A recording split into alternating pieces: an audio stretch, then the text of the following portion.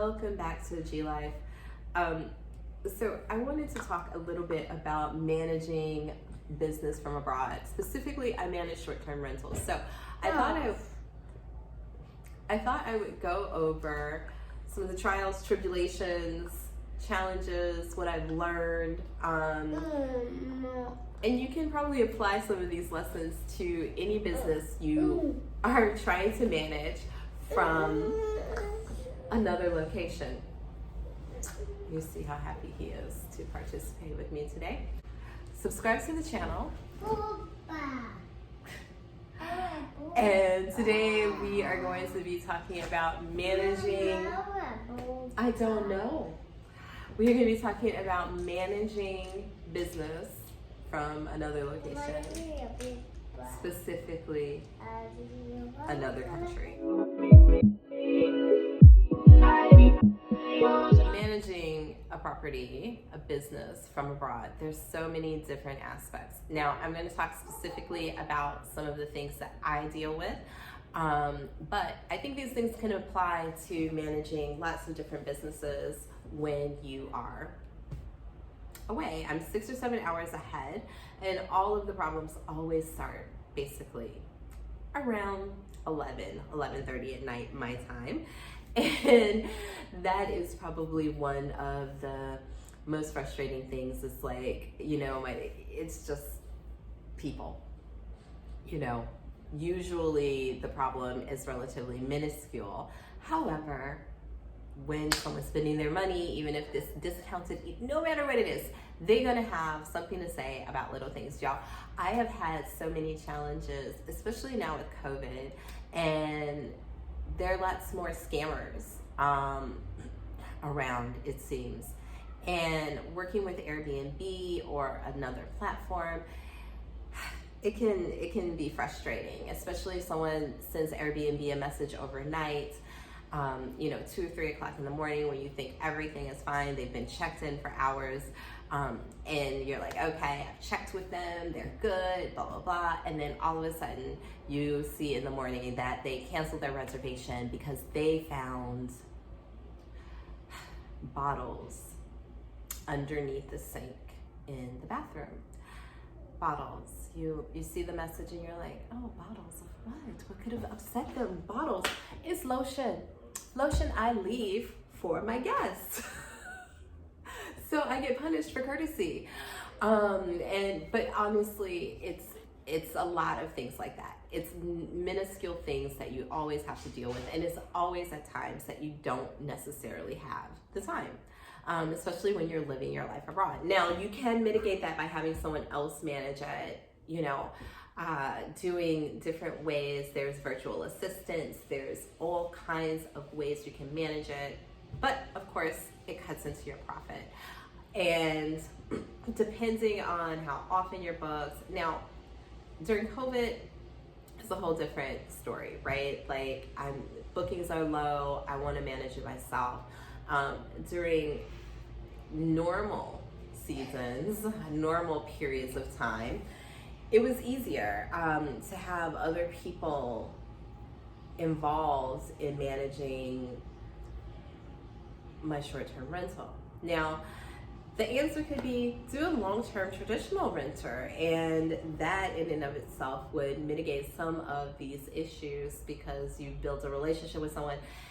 Now, that's true. However, you make less money or no money. You might just make enough to cover your expenses. It really depends. Since I still have bills to pay there, I have to consider making income as well as doing, as well as covering the bills.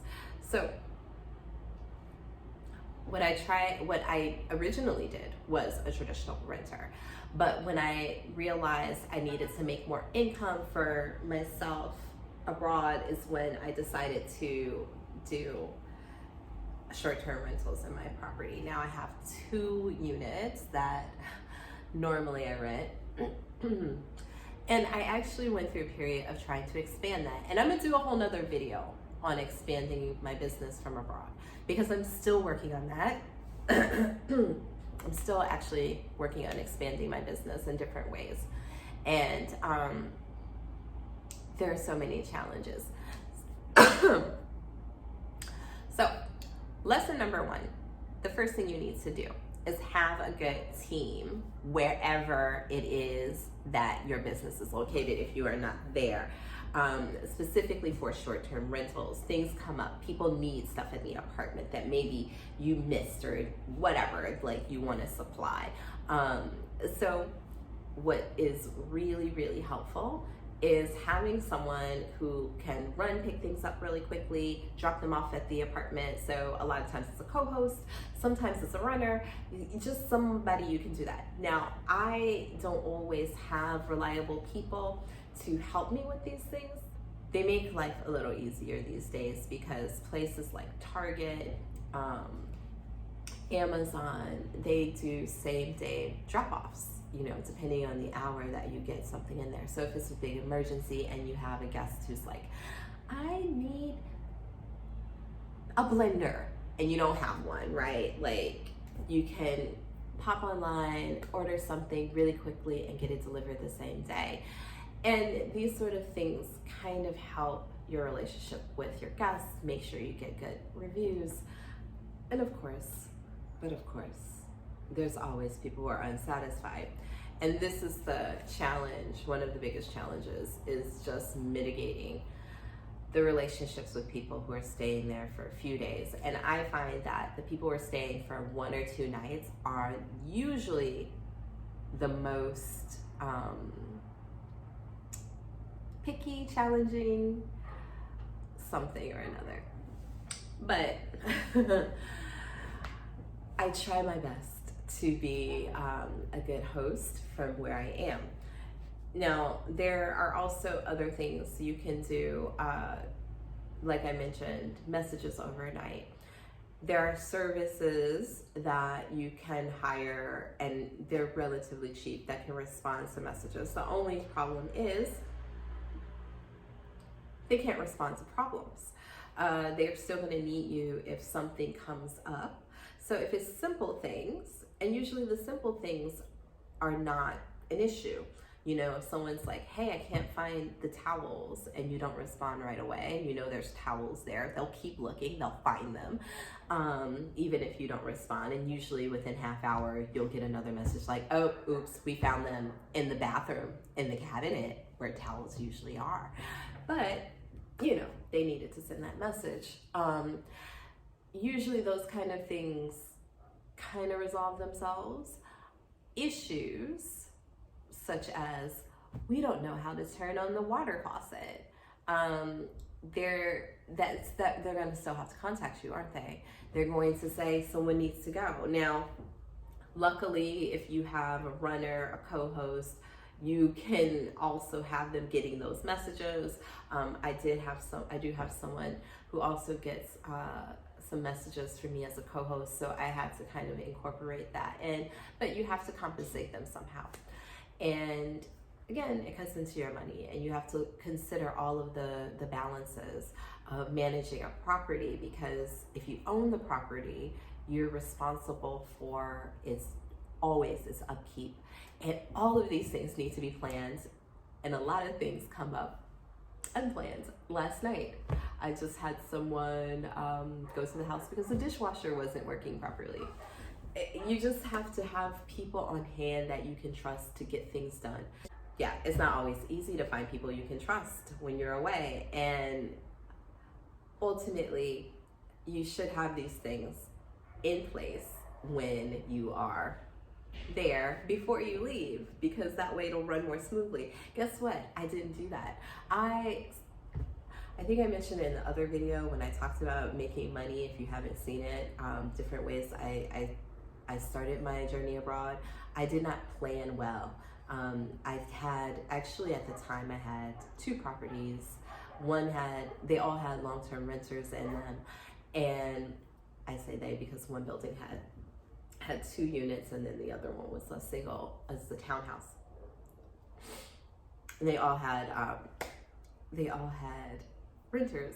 Now, this is one of the biggest lessons I learned was my townhouse, which I ended up filing for bankruptcy and giving that into the bankruptcy because I hired an agency to find me new renters, and I wasn't there. I hadn't seen the apartment. I was trusting other people to tell me how it was, and apparently these new people moved in, and they were under the impression apparently that I was going to remodel the building or the property, which was not the case. And so they sued me for they didn't pay rent, they wouldn't leave, and then they sued me.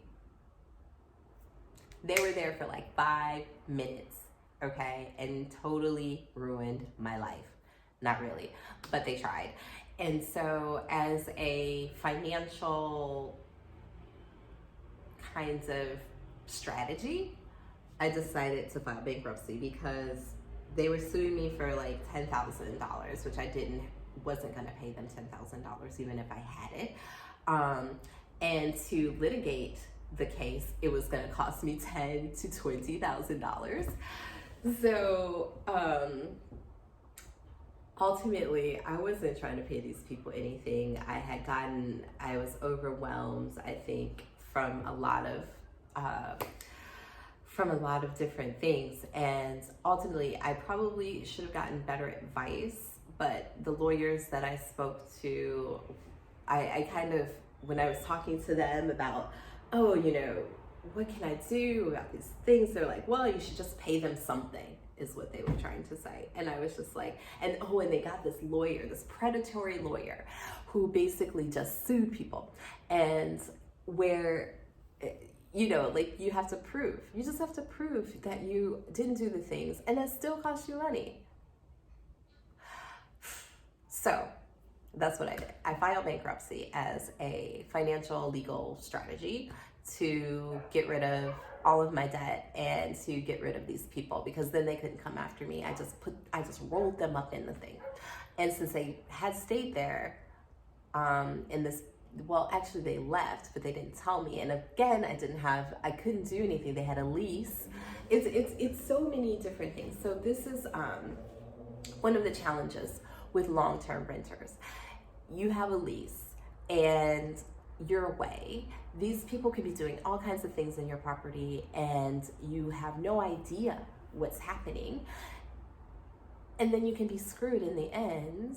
They don't pay rent, they lose their jobs, you have to get them out. There's so many different things with a long-term renter that come into play if you get a bad renter that you don't expect.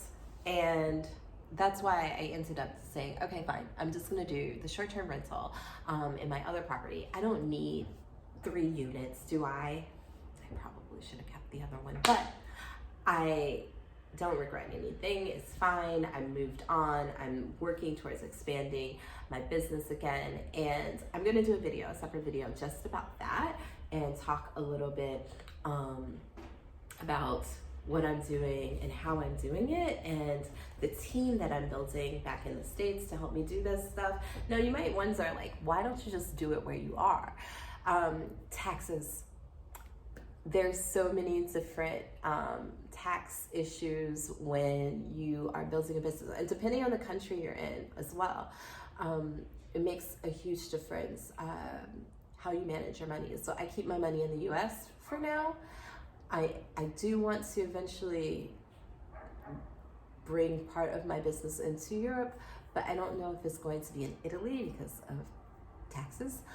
But if you earn your money in one country, you only have to pay, depending on the country, generally you pay taxes in one country. You don't necessarily have to pay taxes in both countries. And since I'm earning all of my money in the US, and I'm able to say that I'm there in respect to part of the year, I'm able to just pay taxes in one place. So there's so many things you have to consider with running a business abroad, okay? There's taxes, there's your income, there's the expenses, there are so many things. And when you you're doing this, you have to try and manage all of these little pieces and how it's going to go together. The team you build to help support you, all of those things really, really make a difference in having a successful business while you are trying to be abroad. But you have to put in time. A lot of times when people move abroad, or you see these videos of folks abroad, they're like lounging on beaches and they reach over to their phone and they click, click, click. Oh, I just worked and I made my money for the day. Now I'm free. No, nah. I think that when you get a hang of it, it does become somewhat easier, but there's always something that's going to come up. And you just have to be prepared and hope that the people that you have back home to trust are doing a good job in supporting your business. That's one of the biggest lessons I had to learn, was to have a team. I can't do it by myself. That's our lesson, our little chat on some of the challenges, some of the things to think about in managing a business while you are away from your home country, if your business, of course, is in your home country. I am G. Subscribe to the channel. I'm going to be doing some more little business chats as well, and I have some other content that's coming up about multiculturalism and diversity. So I'm back to posting weekly. I know you missed me. So subscribe and we'll talk soon. Ciao, ciao for now.